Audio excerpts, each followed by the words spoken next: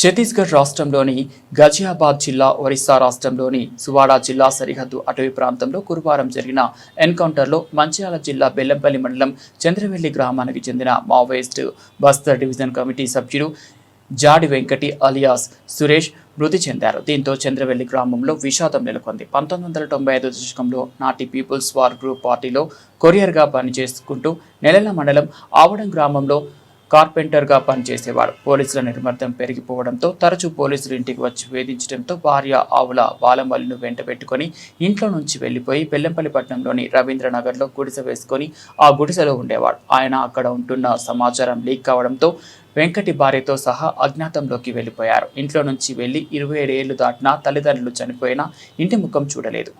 జాడి వెంకటికి ఇద్దరు అక్కలు, ఒక అక్క జైపూర్ మండలం పావునూరుకు చెందిన రామటెంకి సుజాత, మరో అక్క కలాలి రామక్కలు ఉన్నారు. ఇంటి ముఖం చూడక వెంకటి అంతకు ముందే గ్రామానికి చెందిన ఆవుల బాలమల్లు అనే మహిళను ప్రేమించి పెళ్లి చేసుకున్న జాడి వెంకటి ఇద్దరి కులాల వేరు కావడంతో కుటుంబీకులు తిరస్కరించారు.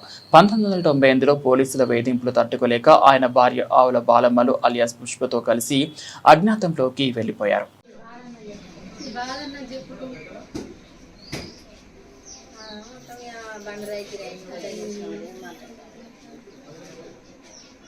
ఏం